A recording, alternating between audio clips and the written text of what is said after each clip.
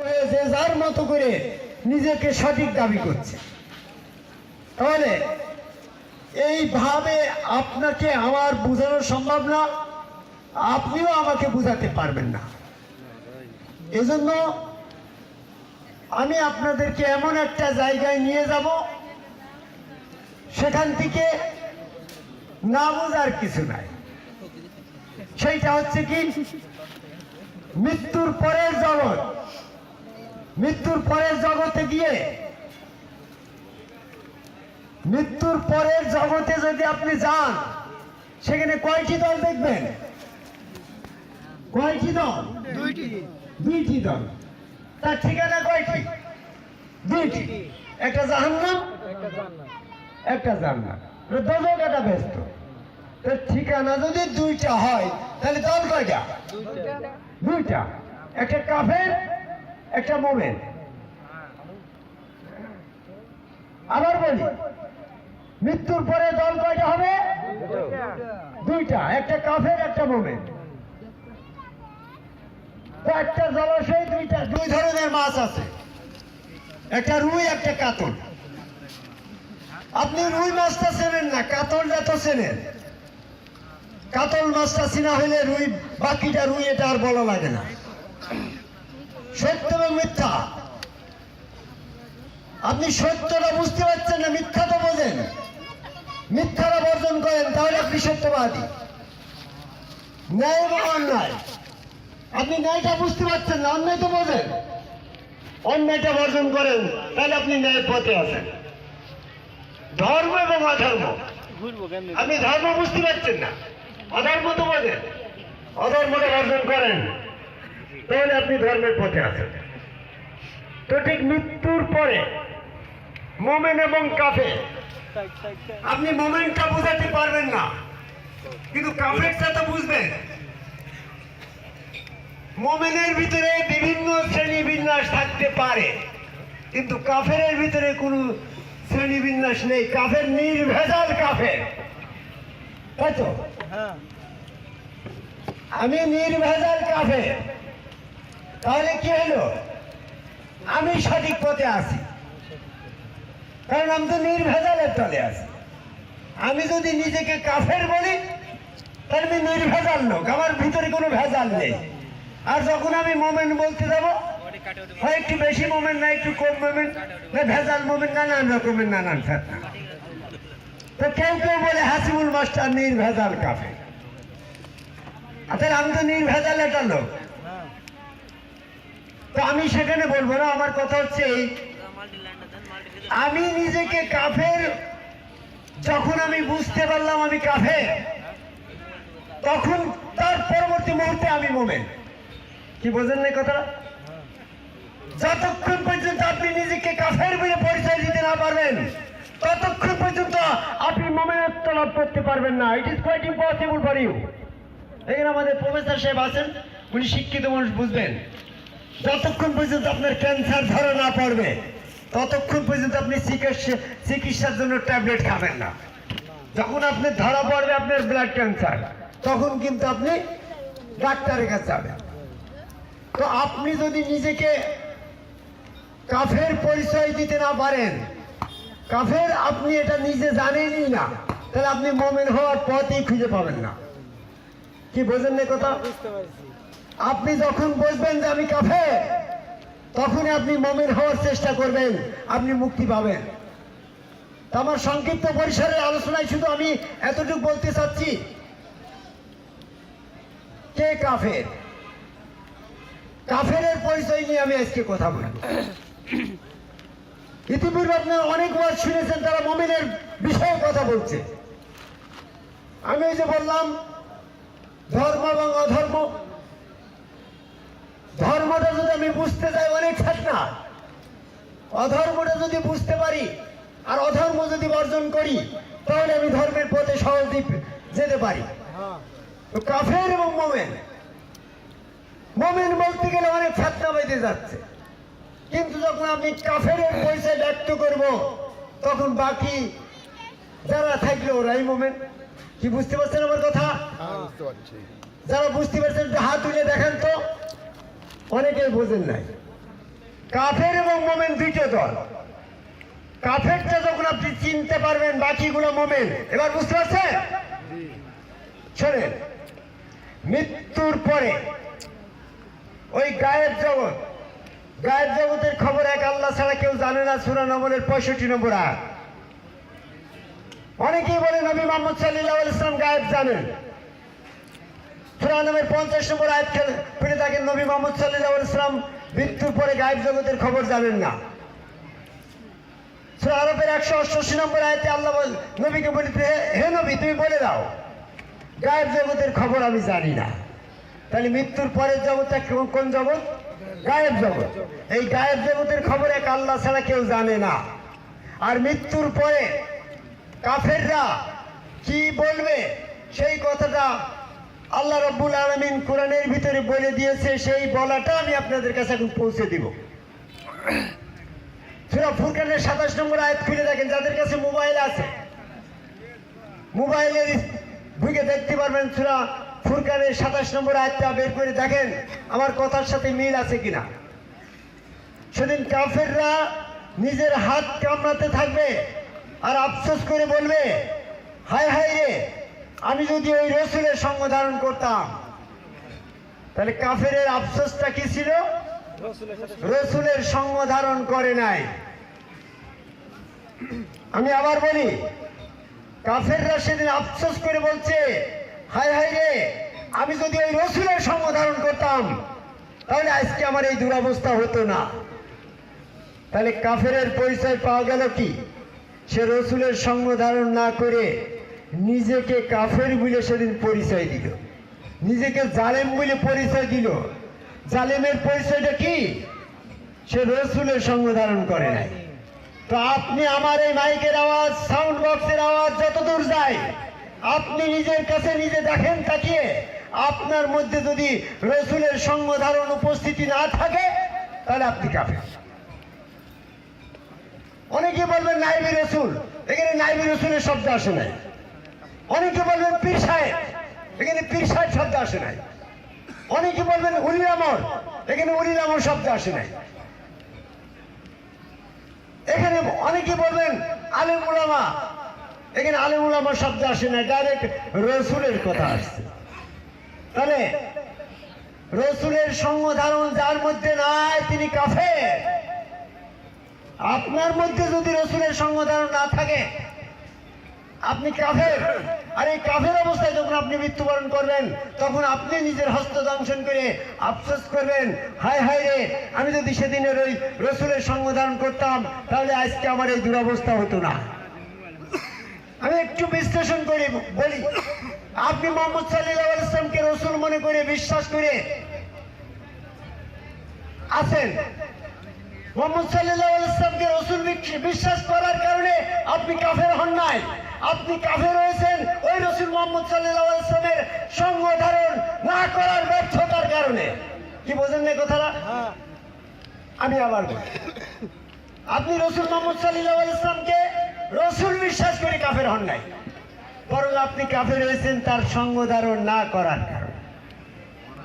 তাহলে আপনি তার সঙ্গ ধারণ করবেন কি করে? যিনি 1400 বছর আগে মারা গেছে তার সঙ্গ ধারণ করা কি সম্ভব? বা বলো তো। না না, সম্ভব না। আপনি যদি না বোঝেন আমি একটু উপমা দিয়ে বুঝাই। একটা মেয়ে লোকের স্বামী মারা গেছে। স্বামী মারা যাওয়ার পরে সে বলছে, আমার তো সন্তান না হওয়ার আগেই স্বামী মারা গেছে, আমার একটা সন্তান দরকার। আমার এই মরা স্বামীর নাম জপনা করে প্রেম নিবেদন করলে কি আমার সন্তান হবে না? মুরব্বী বলছে, না না না, যে স্বামী মারা গেছে তার প্রেম নিবেদন করে যতই নাম জপনা এসকের সাথে জড়াজড়ি করণানকারী সন্তান হবে না। নে সন্তান যদি তোমার লাভ করতে হয় বাস্তব একজন স্বামী ধরে তার সঙ্গ ধারণ করলে আপনার সন্তান হতে পারে। তো আমি আপনার মুহাম্মদ সাল্লাল্লাহু আলাইহি ওয়াসাল্লামকে রসুল বিশ্বাস করতে নিষেধ করছি না, কিন্তু আপনি মুহাম্মদ সাল্লাল্লাহু আলাইহি ওয়াসাল্লামকে রসুল বিশ্বাস করে মুমিন হতে পারছেন না। যেমন আপনার পূর্বের স্বামীর নাম জপনা প্রেম নিবেদন করতে আমি নিষেধ করছি না, কিন্তু সন্তান হবে না। তো ঠিক নবী মোহাম্মদ সাল্লাল্লাহু আলাইহি ওয়াসাল্লামকে যারা রসুল বিশ্বাস করে তার এসকে ফানা হয়ে যাচ্ছেন, কিন্তু মোমেন হতে পারবেন না। মোমেন না হওয়ার কারণটা কি? আপনি রসুলের সঙ্গ ধারণ করতে না পারার কারণে আপনি কাফের।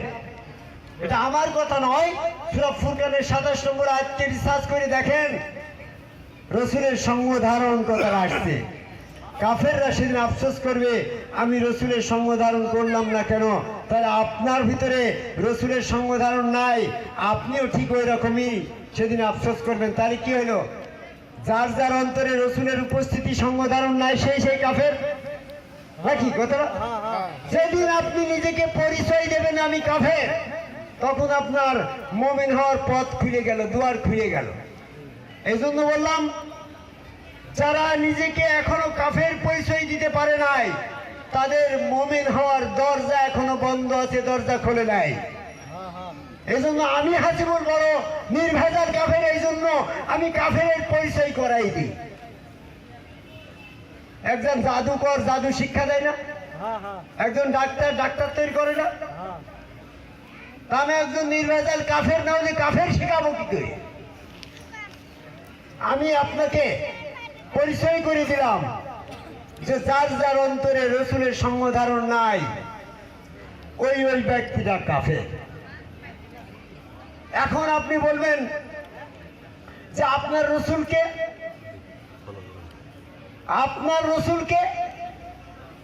প্রশ্ন আসতে পারেন না কথাগুলো। আমি ততদিন পর্যন্ত কাফের ছিলাম যতদিন পর্যন্ত রসুলের সঙ্গ ধারণ করি নাই।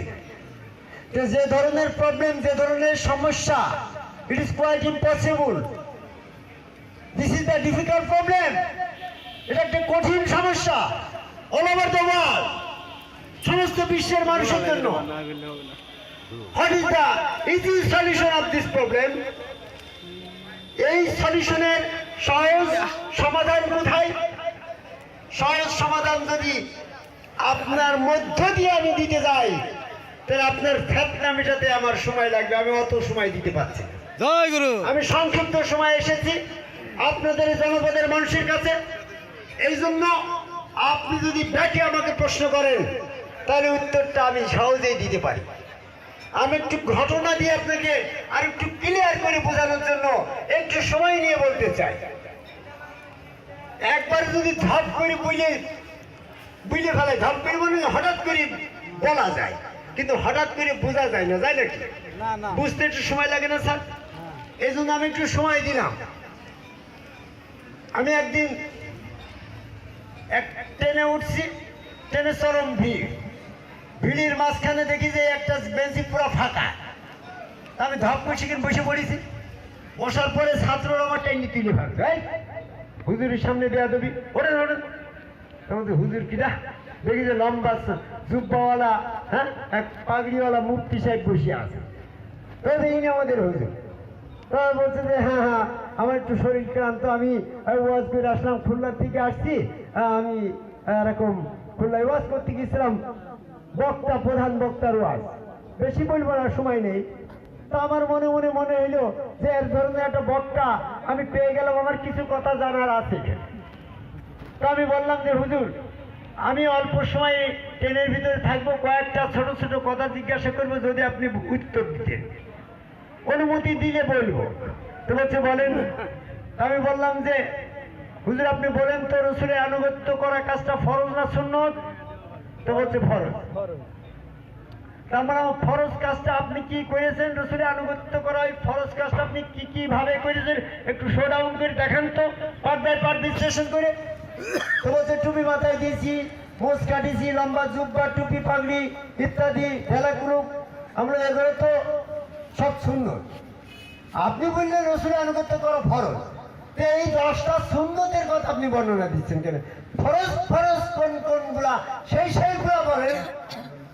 হচ্ছে জবরদস্তের কথা তো আমি তো চিন্তা করিনি কখনো, আসলেই তো ওগুলা শুনলো। কিন্তু আপনি জিজ্ঞাসা করলেন ফরজ, এই ফরজটা তো আমি ভাবি নাই, কারণ আল্লাহর হুকুম তো ফরজ। কি ফরজ আসে? আল্লাহর হুকুম ফরজ, রসুলের আনুগত্য করা এটা কার হুকুম? আল্লাহর হুকুম। তাই আল্লাহর হুকুম তো সুন্নত হবে না। আপনি 10টা যা দেখাইলেন এগুলো সব এই টুপি পাগড়ি জুব্বা ঢালা কুরুপ নিয়ে সব সুন্নত, এগুলো একটা ফরজ না। তো রসুলের আনুগত্য করা ফরজ কাজটা আপনি কিভাবে করেন একটু দেখান। তখন বলছে যে তাও তো কথা ঠিক, তো রসুলের আনুগত্য করা ফরজ। এই যে রসুল যে বিষয় ফরজ হিসাবে রেখে গিয়েছে সালাত যাকাত, এইগুলো ফরজ। এই সালাত যাকাত আদায় করে আমি রসুলের আনুগত্য করা ফরজটা পালন করছি, এই সালাত যাকাতটাই আমার রসুলের আনুগত্য করা। তখন হ্যাঁ, সালাত যাকাতের মাধ্যমে রসুলের আনুগত্য করা সম্পূর্ণ হয়ে যায়, এটা কোরআনের কোন আয়াত? আর দেখেন তো বলছে যে এই সালাত যাকাত কোরআনে আয়াত তো আমি জানি না, তো আপনি বলেন তো সালাত যাকাত করার পরও রসুলের আনুগত্য করতে হবে এরকম একটা আয়াত কি? আমাকে প্রশ্ন করুন। তার মানে সূরা নূরের 56 নম্বর আয়াত পড়ে দেখেন, আকিমুস সালাত ওয়া আতুজ যাকাত ওয়া আতিউ রাসূলাহু, সালাত কায়েম করো, যাকাত দাও এবং রসুলের আনুগত্য করো। সূরা নূর, নূর। আচ্ছা যাই হোক, আপনি দেখে নিয়েন পরে।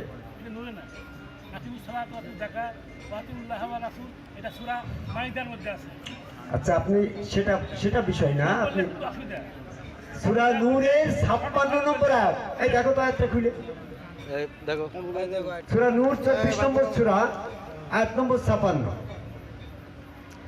স্যারে হয়তো আমার থেকে বেশি জ্ঞানী, ওনার স্মরণ শক্তি হয়তো আমার থেকে বেশি হতে পারে, আমারটা ভুলও হতে পারে। এখনই দেখেন 56 না, সূরা নূর 24 নম্বর সূরা 56 নম্বর আয়াত, আকিমুস সালাত ওয়া আতুজ যাকাত ওয়া আতিউ রাসূলাহু, সালাত কায়েম করো, যাকাত দাও এবং রসুলের আনুগত্য করো। তাহলে এখানে সালাত যাকাতের পরেও রসুলের আনুগত্য করতে বলা হয়েছে, সালাত যাকাত রসুলের আনুগত্যের পর্যায়ে পড়ছে না, ঠিক না কথা? তাহলে এবার আসেন, ওই ব্যক্তি বলল কথা তো তাই, এই আয়াতে রসুলের আনুগত্য করা কাজটা আমাদের জন্য এখন আর প্রযোজ্য নয়, কারণ রসুল যতদিন জীবিত ছিল ততদিন আমার জন্য ফরজ ছিল। এখন রসুল জীবিত নাই, আমি আর আপনার ওই কাজ করতে আমার পক্ষে সম্ভব না। তাহলে রসুলের আনুগত্য করা এই ফরজ থেকে আমরা এখন রেহাই পেলাম। ওই মৌলানা মুফতি সাহেব বলছে, আমি বলছি না কিন্তু। তখন দেখেন রসুল মুহাম্মদ সাল্লাল্লাহু আলাইহি ওয়াসাল্লাম যতদিন জীবিত ছিল ততদিন রসুলের আনুগত্য করা ফরজ কাজটা আপনাদের মুসলমানদের জন্য প্রযোজ্য ছিল। এখন উনি জীবিত নাই, এখন আপনার রসুলের আনুগত্য করা এই ফরজটা আপনাদের জন্য পালন করার দরকার নাই। তাহলে কথাটা কি হলো যে রসুলের আনুগত্য করা ফরজ, এই ফরজটা আপনার নাই। আর এই ফরজের বিনিময়ে রসুলের আনুগত্যের বিনিময়ে যে সমস্ত পুরস্কারগুলো ঘোষণা করা হয়েছে তার একটাও আপনি পাবেন না।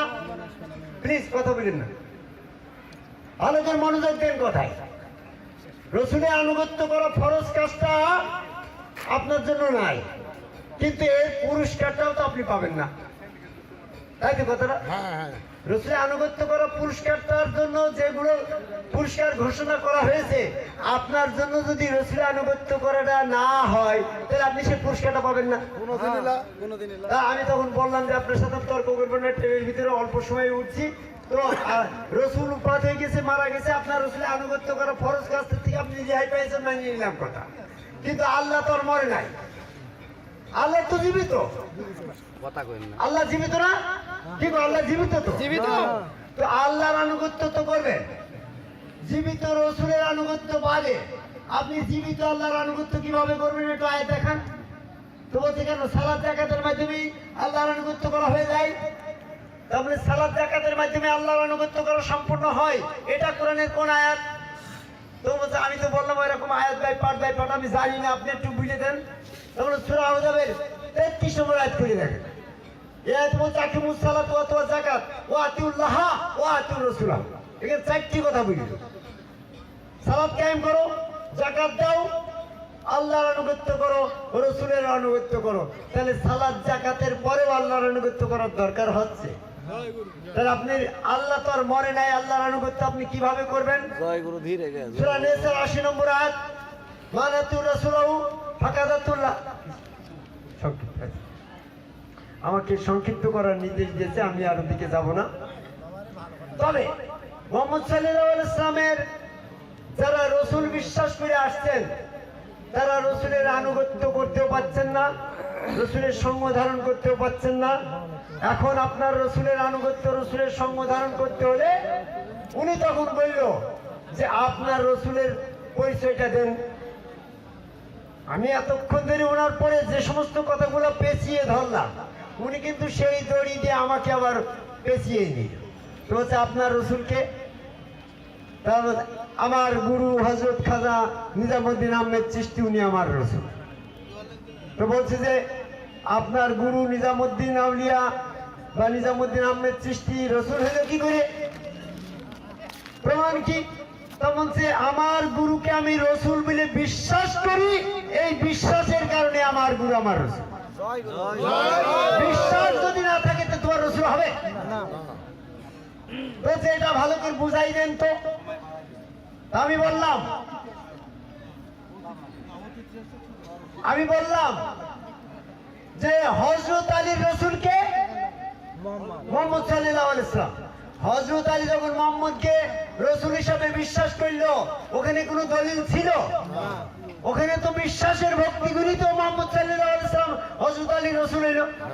তাহলে বিশ্বাসের মূলে, বিশ্বাসের কারণেই রসুল মুহাম্মদ হযরত আলীর রসুল। আমারও ঠিক বিশ্বাসের কারণেই আমার গুরু আমার রসুল। তো বুঝলাম না, তো না বুঝলে আর একটু বুঝাই দিই। কোরআনের সমস্ত আয়াত নাজিল হওয়ার পরেও আবু জেহেল মুহাম্মদকে রসুল বিশ্বাস করেছে, তাহলে কোরআন দিয়ে রসুলের প্রমাণ করা যাচ্ছে না। রসুলের প্রমাণ করতে হলে বিশ্বাসের প্রয়োজন।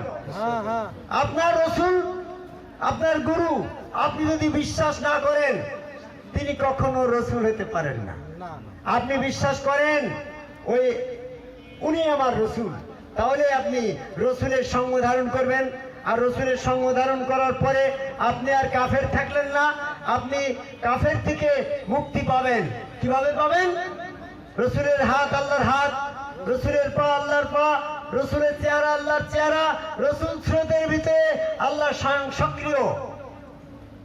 সূরা আল ফাতির 10 নম্বর আয়াত খুলে দেখেন, সূরা আনফালের 17 নম্বর আয়াত খুলে দেখেন। তাহলে রসুল সাল্লাল্লাহু আলাইহি ওয়াসাল্লামকে যখন আপনি বিশ্বাস, ওই গুরুকে যখন রসুল বিশ্বাস করলেন, তাহলে ওই হাত আল্লাহর হাত, পা আল্লাহর পা, চেহারা কার চেহারা?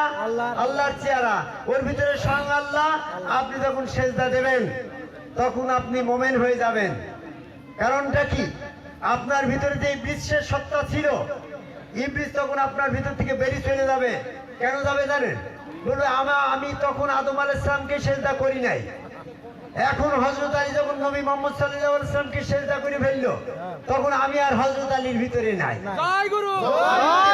ভিতরে থাকি। তাহলে আমারও তো সেই আদম সেজদা মেনে নেওয়া হয়। তাই আমি আদম সেজদা করব না, আমি হযরত আলীর ভিতর থেকে বেরিয়ে চলে গেলাম। এটাই সালাত।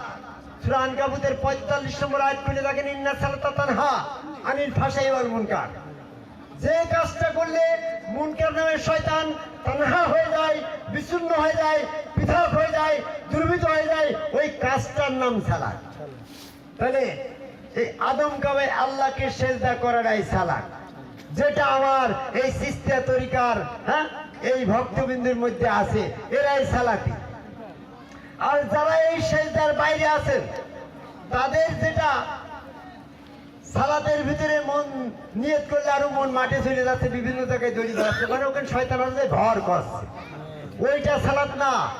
সালাত যে কাজটা করলে আপনার মন মস্তিষ্ক স্থির থাকে, ওইটার নাম সালাত। আমার প্রফেসর সাহেব সুন্দরী বলেছেন,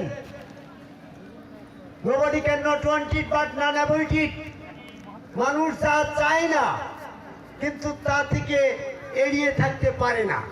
যেমন আপনি বলছেন আমি পাপ করব না, কিন্তু পাপ থেকে এড়িয়ে থাকতে পারছেন না। আপনি বলছেন মিথ্যা বলবো না, কিন্তু মিথ্যা থেকে মুক্তি হতে পারছেন না। কারণ পাপের যে উৎস, যে ইচ্ছা শক্তি চালিত করছে সেই ইবলীস, সেই ইবলিস সত্তা যতক্ষণ পর্যন্ত আপনার ভিতরে থাকবে আপনি পাপ থেকে মুক্তি পাবেন না, মিথ্যা থেকে মুক্তি পাবেন না, আপনার সমস্ত কর্মকাণ্ড থেকে আপনি অসৎ কর্ম থেকে নিজেকে মুক্তি পাবেন না।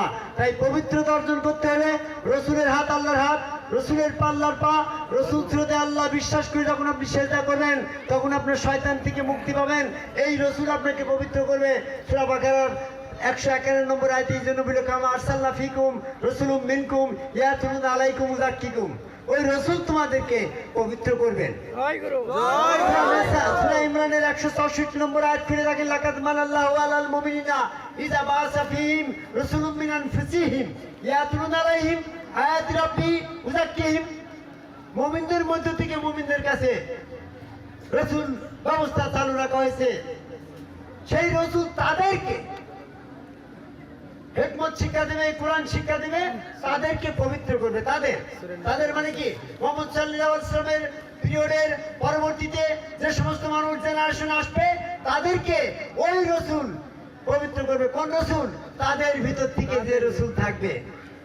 এখন আপনাদের অনেকে প্রশ্ন যে আমরা তো জানি নবী মুহাম্মদ সাল্লাল্লাহু আলাইহি ওয়াসাল্লাম শেষ রসুল, তাহলে আপনার গুরু নিজাম বা আমার গুরু অমুক উনি কি করে রসুল হয় তো বুঝলাম না, একটু বুঝিয়ে দেন, প্রশ্ন আসতে পারে না? ঠিক ঠিক। মুহাম্মদ সাল্লাল্লাহু আলাইহি ওয়াসাল্লাম শেষ রাসূল, এই মর্মে কোরআনে কোনো আয়াত নেই। সূরা আদম 44 নম্বর আয়াত খুলে দেখেন, ওমা কানা মুহাম্মাদিন আবা আহাদিম মিন যালিকুম ওয়ালাকিন রাসূলুল্লাহি ওয়া খাতামান নবী। তোমাদের মধ্যে অবস্থিত ওই মুহাম্মদ কোন রাসূল পুরুষের পিতা নয়, তিনি আল্লাহর রাসূল এবং শেষ নবী। এখানে কিন্তু শেষ রসুল কথাটা বলে নাই, আল্লাহর রসুল এবং শেষ নবী।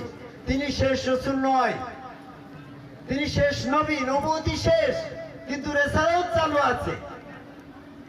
এখানে আরেকটু বলি যে প্রত্যেক নবী পরে রিসালাত ব্যবস্থা চালু আছে।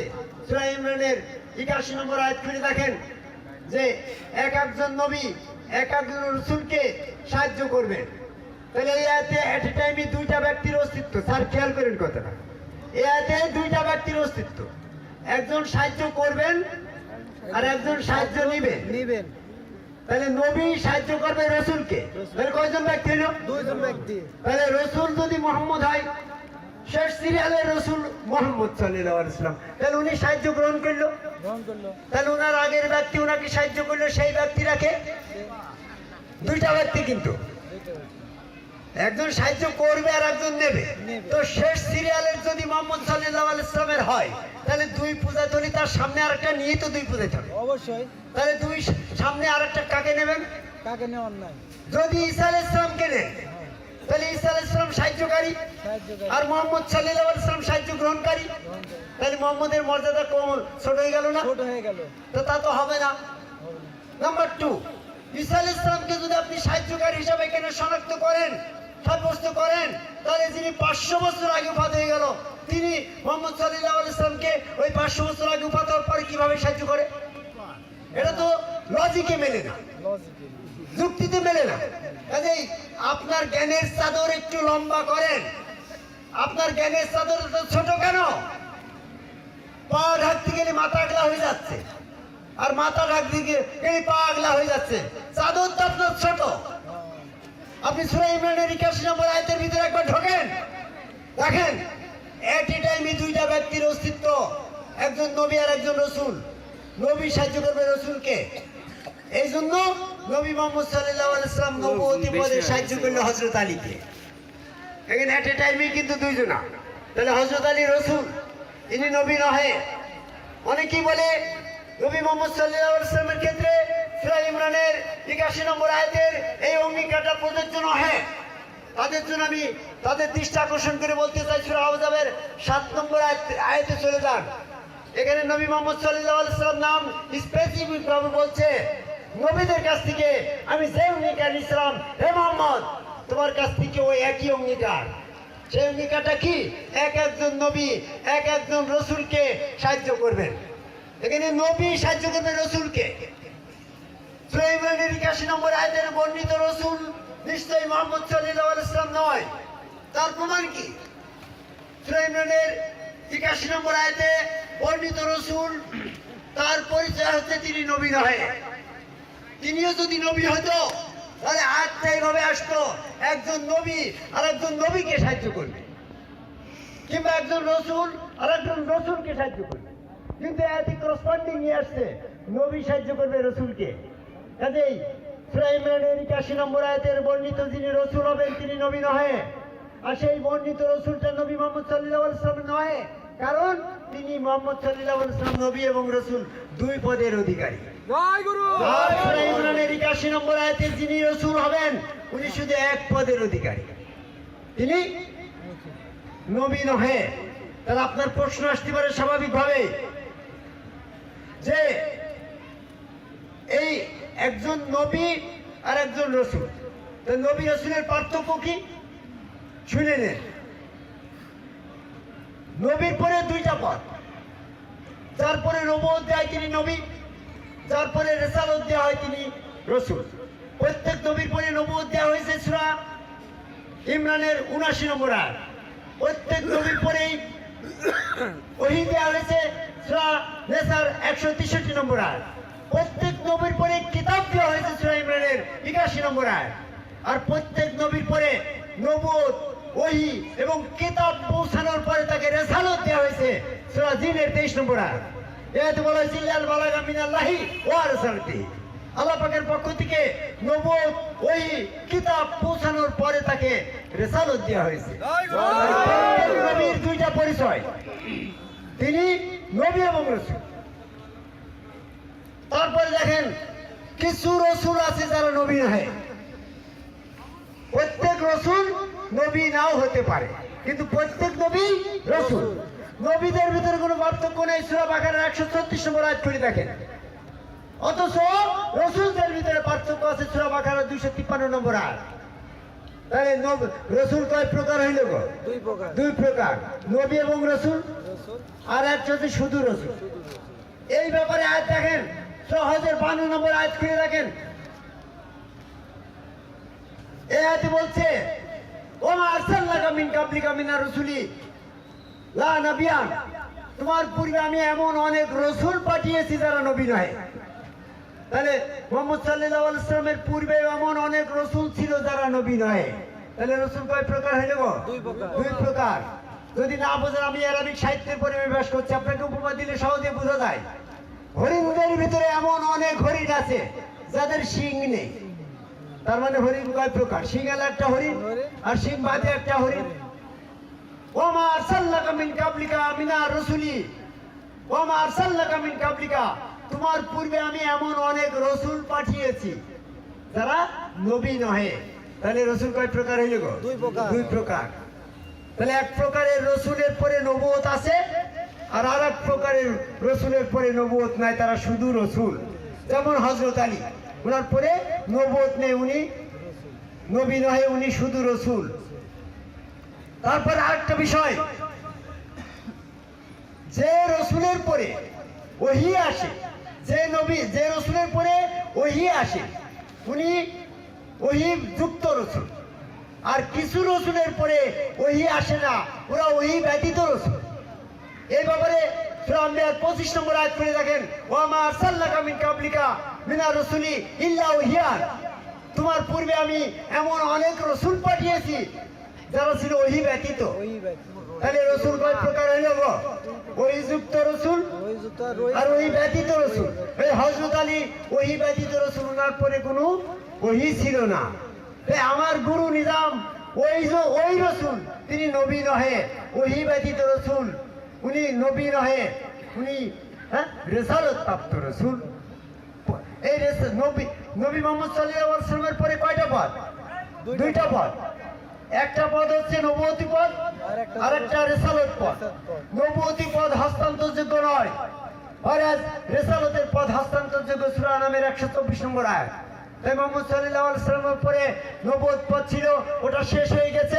ওনার পরে রিসালাতের পদ ছিল, ওটা হযরত আলীকে রিসালাত দিয়ে সাহায্য করে গেল। হযরত আলী দিল হাসান বসরিকে, হাসান বসরি রসুল হয়ে গেল। হাসান বসরি দিল আবুল ফজলকে। এইভাবে সম্মুখ গুরুগণ যার যার গুরু তার তার রসুল। এই রসুলের কাছে আপনি যখন সঙ্গ ধারণ করবেন তখন আপনি আর কাফের হবেন না। ওই সেই সূরা ফুরকানের 27 নম্বর আয়াতের দৃষ্টিভঙ্গি আমি আকর্ষণ করছি। যারা এখনো সম্মুখ গুরুকে রসুল বিশ্বাস করে তার সঙ্গ ধারণ করেন নাই, তারা রসুলের সঙ্গ ধারণ না করার কারণে সেদিন মরার পরে আফসোস করবেন। প্রকৃতপক্ষে বর্তমানে যার ভিতরে রসুলের সঙ্গ ধারণ উপস্থিতি নাই, তারাই কাফের। এই জন্য আমি অনুরোধ করবো, কুল্লু নাফসিন যায়কাতুল মাউত, প্রত্যেকের মৃত্যু হবে। মৃত্যুর পরে আপনি যদি রসুল বর্তমানে রেসালতের সঙ্গ ধারণ, রসুলের সঙ্গ ধারণ না করে মারা যান, তাহলে আপনি কাফের অবস্থায় মৃত্যুবরণ করবেন। আর কাফের অবস্থায় মৃত্যুবরণ করলে আপনার ঠিকানা হবে দোজখ। তো যদি আমার সময় শেষ হয়ে থাকে আমি এখানে শেষ করি। এখন বর্তমানে আমি একটু উপমা দিয়ে বুঝাই। যদি বলা হয় একটা করে কম্বল দেওয়া হবে যারা যারা আওয়ামী লীগ করে, তাহলে সবাই কিন্তু আওয়ামী লীগই বলবে, আমি আওয়ামী লীগ, আমার দেওয়া একটা, আমি আওয়ামী লীগ। বিএনপিওয়ালারাও কম্বল দাবি করবে না? সেই দিনকে কিন্তু কাফেররাও বলবে আমি মোমেন। আল্লাহ তখন বলবে মোমেন দাবি করলে হবে না, তোমার ইমানটা পরীক্ষা করে নেব। সূরা ফুরকানের 2 নম্বর আয়াত। তো ইমান পরীক্ষা করার জন্য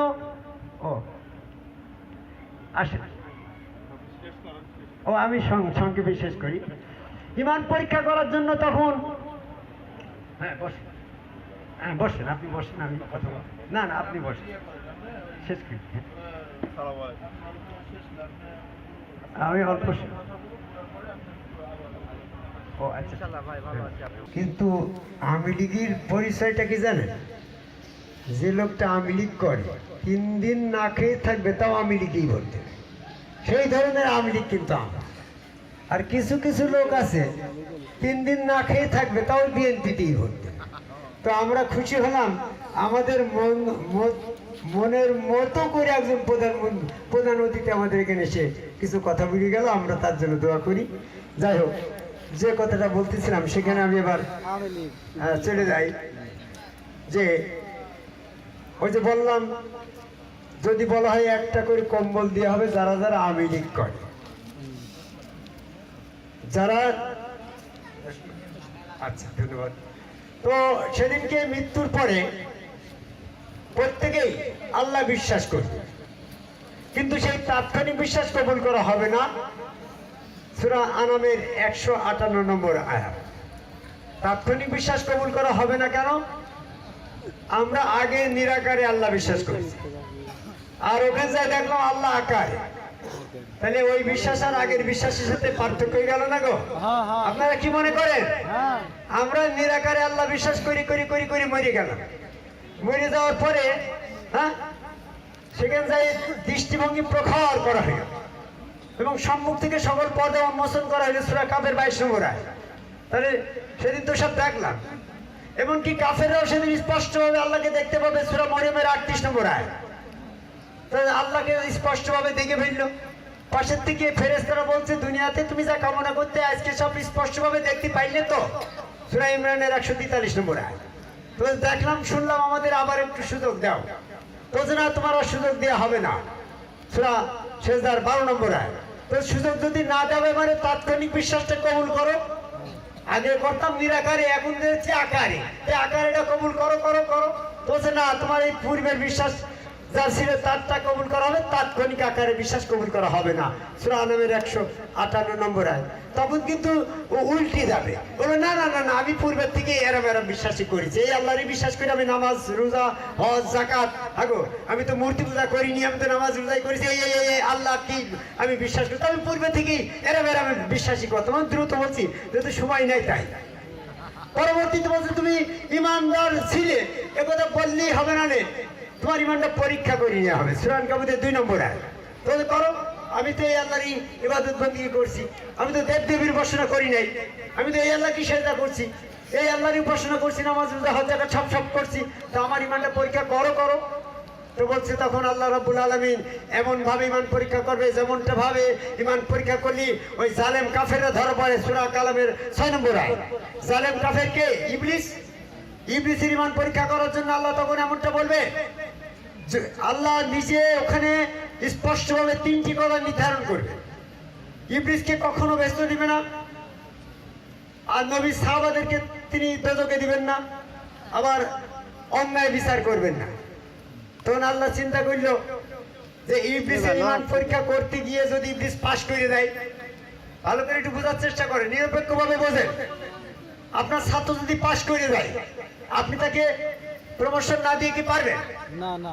এই ইবলিসের ঈমান পরীক্ষা করার সময় এমন ভাবে ঈমান পরীক্ষা করলো, মান রব্বুকা, তোমার রব কে? বলে আমার রব আল্লাহ। সূরা হিজরের 36 নম্বর আয়াত। তাহলে ইবলিস 5 নম্বর পেয়ে গেল না? মান দিনুকা, তোমার দিন কি? বলে আমার দিন ইসলাম। আসমান জমিনে যা কিছু আছে সকলেরই দিন ইসলাম। সূরা ইমরানের 83 নম্বর আয়াত।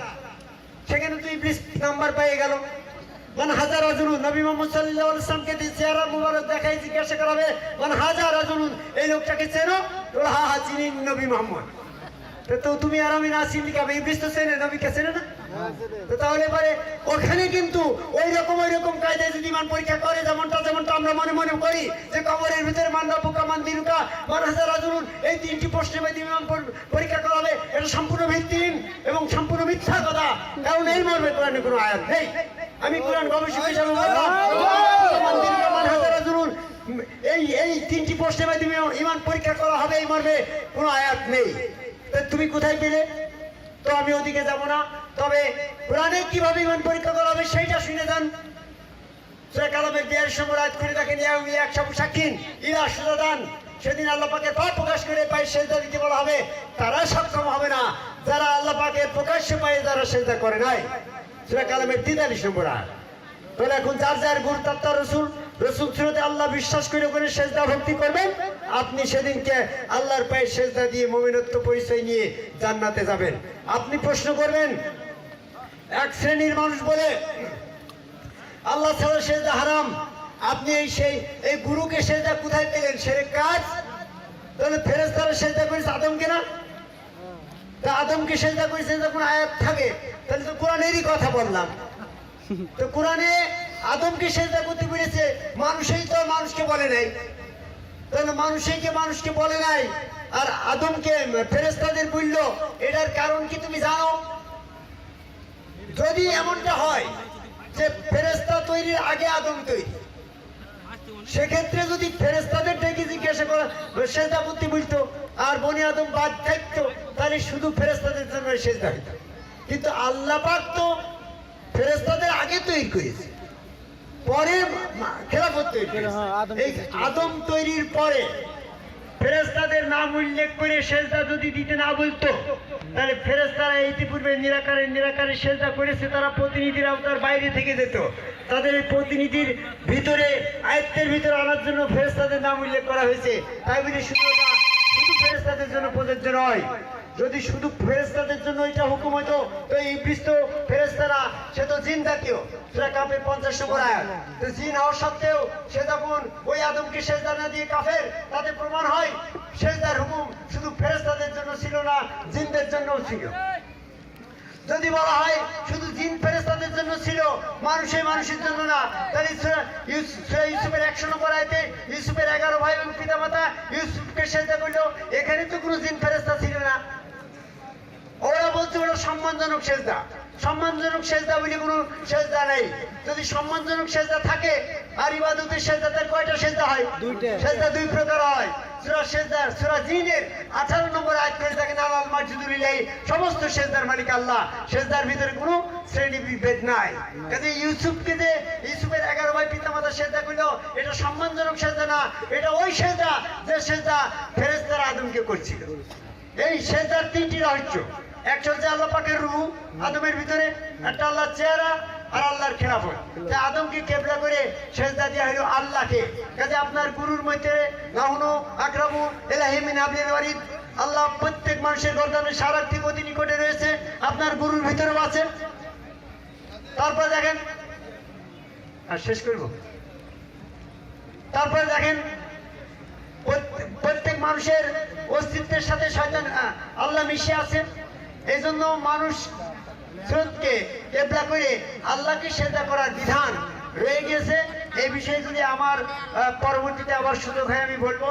তবে আল্লাহ নিয়েতে সেজদা করলে, আল্লাহ নিয়তে সেজদা করলে, কাবা ঘরের সামনে করলে ওটা যদি শিরক না হয়, আপনি আল্লাহ নিয়তে যদি গুরুর সামনে সেজদা করেন তাহলে এই নিয়তের খবর তো আল্লাহ জানে।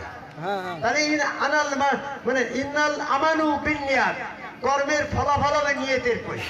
আপনি যদি মানুষ আপনার গুরুর ভিতরে আল্লাহকে নিয়ত করে সেজদা করেন, ওর ভিতরে আছে আল্লাহকে সেজদা করলেন, আপনার শিরক হবে না। যদি আপনি মানুষ নিয়তে করেন তাহলে শিরক হবে।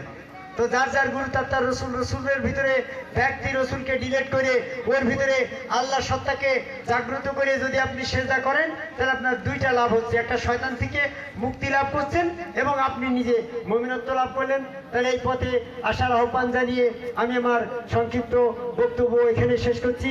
তারপরে যদি আপনার কেউ মোবাইল চালান, ইউটিউবে ঢুকে হাসিবুল হক চিশতি বলবেন, আমার অনেকগুলা ভিডিও চিত্র এরকম আছে, ওই ওয়াজগুলো আপনারা শুনবেন। আমার মোবাইল নাম্বারটা আপনারা লিখে নেন 01714221320। প্রয়োজনে আমার সাথে মোবাইল কানেক্টেড যোগাযোগ করবেন। ধন্যবাদ সকলের রাঙাচরণে ভক্তি নিবেদন রেখে আমি আমার বক্তব্য এখানে শেষ করছি। আবার লেখেন 01714221320। ধন্যবাদ। 22 13 20